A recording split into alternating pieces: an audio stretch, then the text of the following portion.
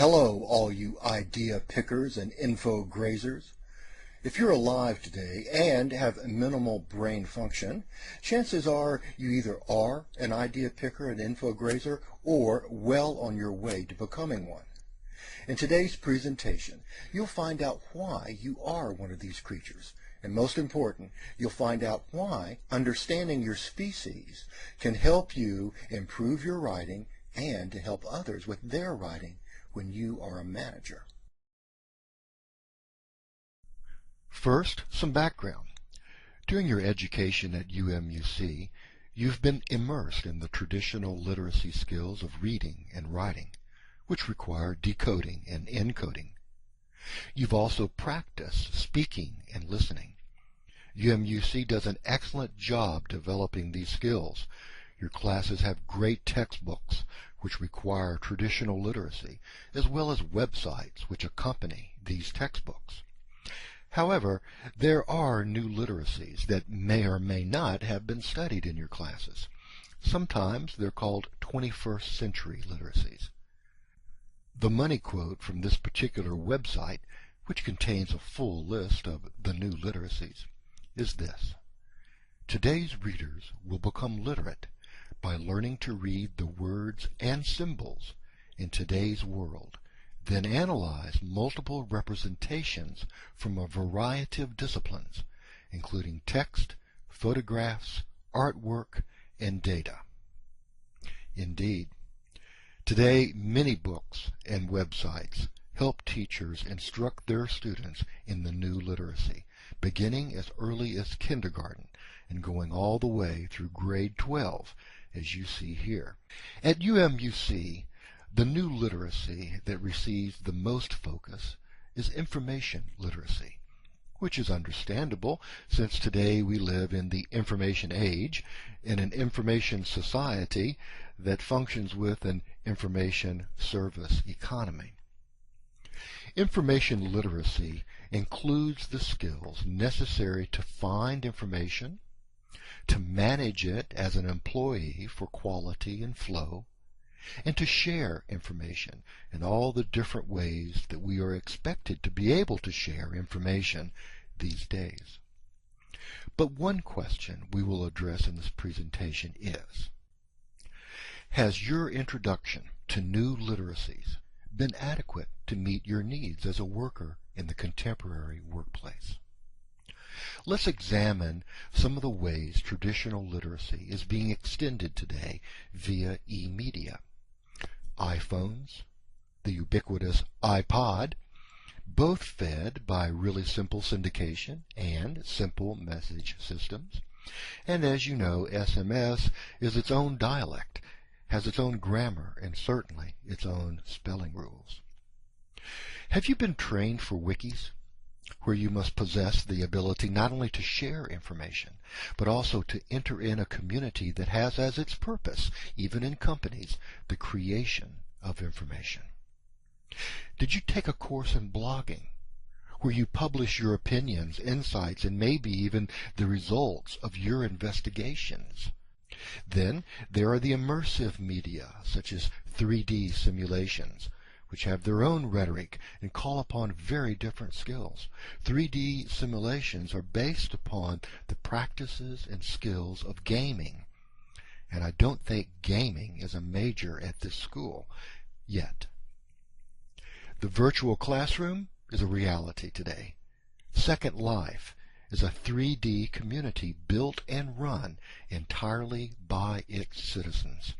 And certainly such a world requires a new kind of literacy for you to partake in the classrooms that you find there. Then there is the literacy of video simulations. Most companies today teach workplace ethics via interactive video simulations. If you haven't already, you will soon be required to complete your ethics training on an annual basis to keep your job via a video simulation. Immersive media aren't found just in business, industry, and higher education, though. One of the most popular video blogs in America today is the Midwest Teen Sex Show, broadcast on the web and via iPhone and iPod Sex education for teens is being provided today not by parents, not by schools, but by a video blog, by teens and for teens, using the new literacy. So, the thesis of this presentation is this: we are witnessing the birth of a new literacy. This new literacy represents a necessary adaptation to today's digitally mediated world. The human mind seems to be undergoing a necessary RAM upgrade in order to cope with this new digital reality. In addition, we are seeing the reemergence of one of humankind's oldest literacies, visual literacy, that today is becoming as important as text literacy. Most of all, students of any age can develop these new skills to take with them into the contemporary workplace. And doing so and helping others to do so is certainly one of the challenges that every employee is faced with today. Our specific goals during this presentation are to identify the major features of this new literacy, to assess its potential impact on our ability to communicate efficiently and effectively. We also want to understand the ways that we as teachers and students can leverage these new skills in the workplace for the betterment of ourselves and the companies that employ us. Let's begin by asking ourselves, what is a digital native? A digital native is anyone of any age who has used digital technology long enough to develop a natural familiarity with it. Well, why then is there this picture of a young child? Anyone who's been around children knows how natural digital technology seems to come to them. A large part of that is the naturalness and the ease that children learn with. But there is some evidence to suggest that today's children are becoming hardwired with this knowledge. Once again, not only are our literacy skills evolving, our minds seem to be doing so as well. An excellent place to begin our discussion of the new features of the new literacy is the first CNN YouTube Democratic debate, which I believe was of historical importance in how it showcased key aspects of the new literacy. Of course, Jackie and Dunlap from Red State Update made an appearance, direct from Murfreesboro, Tennessee. Remy sang his question, accompanied by himself on his guitar. One of the most moving questions was by Kim from Long Island, who removed her wig to reveal her bald head and her hope to be a cancer survivor, a hope that was in doubt because of her lack of health insurance. One of the true stars of the show was the snowman, who asked a question about global warming. So powerful was the snowman and the other questions that after this debate, the Republican candidates immediately canceled their CNN YouTube debate. It's interesting to ask what they were afraid of. That question has both a technological and an ideological answer. Part of what frightened the Republicans was perhaps the power on parade that night, a power that comes from adding together still images, full motion video, music, sounds, the human voice, combined together to deliver a unified effect. After watching the debate, it was hard to disagree with the new Media Consortium statement in its 2005 report, A Global Imperative, the report of the 21st Century Literacy Summit. And that quote is, "A profound shift is taking place in the way people communicate and express themselves. A new language is being born." Let's take a look at some of the characteristics of this new language. First, it is multi-modal. You know, the spoken and written word represent only two pathways for a message to reach our mind. However, the new literacy adds others. Nonverbal and non-musical sounds. Music itself, which is considered a language. Still images as well as full motion video. All of those provide additional pathways for communication. The new language is also multi-layered, rich with nonverbal meanings from our most expressive art forms: photography, drawing, film, music, graphic design, animation. One result is that this new language is potentially more complex and more powerful than traditional language. This new language also meets the test that all languages must meet, and that is to allow the creation of an infinite number of unique messages and be adequate to its users' needs. The adequacy test also states the moment a language is no longer adequate to its users' needs, that language must change. And that principle helps explain why traditional literacy had to change. It became increasingly inadequate to meet our needs in the digital world. This new language is also highly interactive, allowing a degree of collaboration, a staple of today's workplace, whether synchronous or asynchronous, near or remote, thus making this new language ideal for today's global corporations and the global marketplace. No matter where or when, we are connected. As two executives in the first Boston consulting firm wrote, the last and most important wave in the information revolution is the age of connectivity. In other words, for the first time in history, every human being has the potential to be connected to every other human being on the planet. Emphasis on the word potential. This new literacy plays an important role in today's virtual organization. Right now, this moment, you are being educated in a virtual organization. UMUC, an online school whose existence is primarily in cyberspace, containing 90,000 remote students, employees, and teachers working individually and in teams, telecommuting instead of driving, a virtual organization.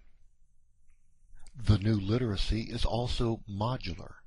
Its core element is not the document, but distinct and reusable chunks inside that document. These pieces are synthesized into a larger structure via the grammar of the new literacy. As a result, today's documents are designed, not merely written.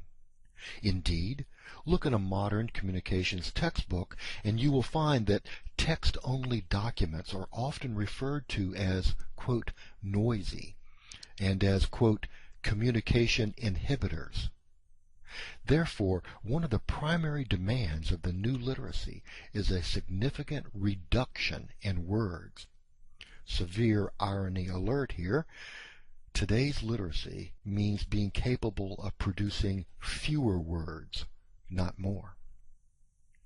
Why?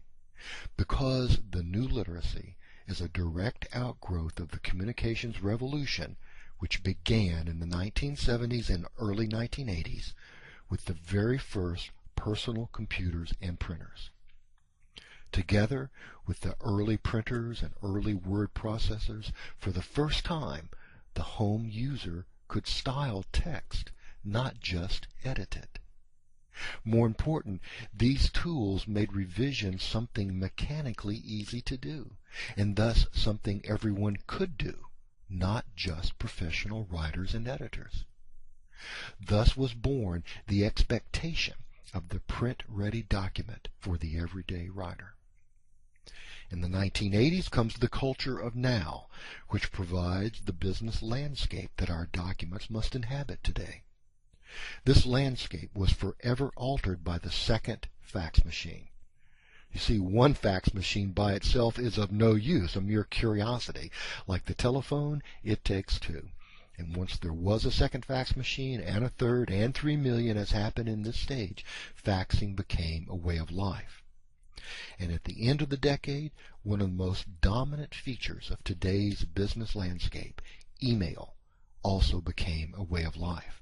Although email had been around since the 1960s, only in the 1980s did different email systems learn to talk to each other. And talk they did, with an estimated 10 billion email messages per day around the world. The effects? The speed of business. Gone was the 3-day buffer that used to be provided by the U.S. Mail. Gone was the 24-hour buffer by FedEx. With fax and email, document communication could be as fast as you could type it. And the response you were expected to give? Immediate, of course, adding to the amount of text and information that we must deal with every day. The ability to design documents, not just write them, was given to the masses in 1989 with the debut of Microsoft's Office Suite. Along with PowerPoint and Excel, there was also Microsoft Word, which combined full graphics with text formatting capabilities. Instead of having to create text with one program and then import it into a graphic design program, with Word, any combination of images, graphics, and text was possible. And you could see what it looked like on your monitor before printing. Soon, PowerPoint was in almost every executive meeting room, lights dimmed, slides with animated graphics flashing out their phrases and bullet points. Certainly not paragraphs. This close relationship between image and text became cemented for the masses in 1995 with the explosion of the graphical side of the Internet, the World Wide Web. Soon you were hearing statistics like this one from Sun Microsystems Science Lab, which found that 79% of users scanned and skimmed instead of reading word for word. Clearly, graphic design was no longer the purview of specialists, but the bread and butter of the everyday business document writer and web user. The consecutive paragraphs of text, they were being replaced by the discrete chunks of the new visual literacy. Lists, tables, charts, call-out boxes, and short paragraphs. In other words, you no longer wrote a document. You had to learn to design it and to use your design skills to map your information for your reader, who was also now the viewer of your document. And just as the typical roadmap combines symbols with text to help you find your way, today's business document is an information roadmap that combines symbols and graphics with bits of text to convey the point, to get you to your information destination quickly in as few words as possible. Today, we're seeing the rapid development of cheap, user-friendly programs for automated speech recognition, no writing required. We're also seeing the rapid deployment of platforms for full-motion, live teleconferencing. What effect will these developments have on the look and sound of business documents? The pressure to visualize our documents is increasing. Indeed, video is becoming a familiar type of document. One result of this communications revolution is the need for document design. It's clear that written communications today are being held to a new set of expectations. These expectations are based on a new visual language that integrates signs, symbols, and images with text. Print literacy, text literacy, in other words, black squiggles on a page, are no longer enough. The reasons why? The new time pressure we're under. Or, as Bill Gates put it, business at the speed of thought. Just as the 3-hour baseball game increasingly tries our patience, so does any document that dares to demand we decode it without the visual shorthand of lists, tables, charts, and call-outs. Fast food and fast documents. No wonder the old-style, old print literacy document is considered noisy and a real communication inhibitor. How do we meet these new expectations, demands, and standards? We do it with three simple tools: visual space, visual progression, and visual differentiation. These are the grammar of document design. First, visual space. This is the principle that the distance or white space between page elements equals their relationship. The closer they are to each other on the page, the more related they are conceptually, and vice versa. The farther apart, the less related they are. Visual space is thus a chunking tool, dividing text into smaller, meaningful parts. Second, visual progression.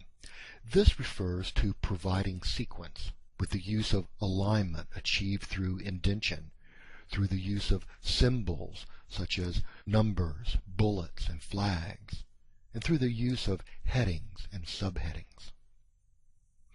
Last is visual differentiation.